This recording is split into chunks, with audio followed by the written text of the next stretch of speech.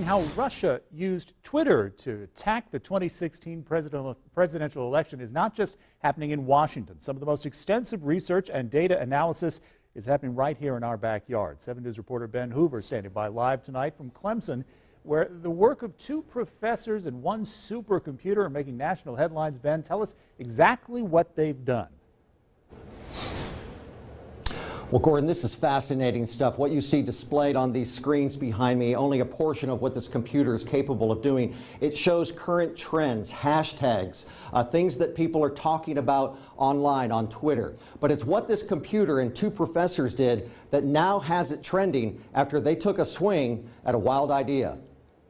It states that 15% of 18 to 24-year-olds. When you're teaching communications in a digital and social media age, started to use these things to do malicious editing. Knowing your audience, I think it's definitely important to research before you go and retweet. And following the latest trends and headlines are key. So last fall, when U.S. intelligence released a list of Twitter accounts identified as Russian trolls who attacked the 2016 presidential election, Dr. Darren Linville had an idea. We had every expectation that it wouldn't work. Linville, along with economics professor Patrick Warren, set out to collect and analyze how Russia used thousands of fake social media accounts in an attempt to create unrest and influence the presidential race. What seemed like a shot in the dark, we put a lot of time into this, and it could have come to nothing, started to make sense when they put this to use.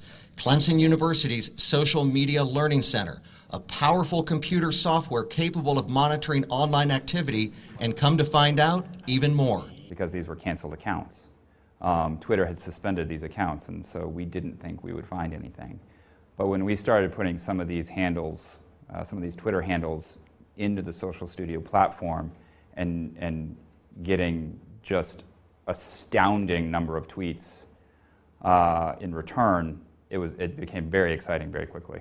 The analytics software helped identify what was a fake Russian troll and who was real, the strategies they used to deceive Americans by spreading misinformation about candidates in both parties, and one of the biggest takeaways, Linville says, so-called fake news was not used as much as you might think. Early on, they seemed to try to create fake news or spread fake news, but after the start of 2016, we see very, very little of that.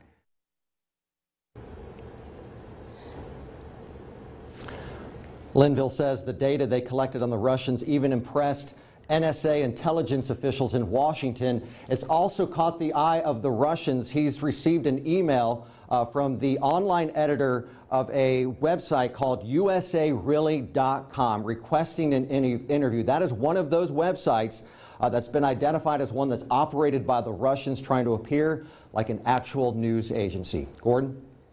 We know that the federal government, Ben, has already indicted 12 Russians for doing exactly what we're talking about here.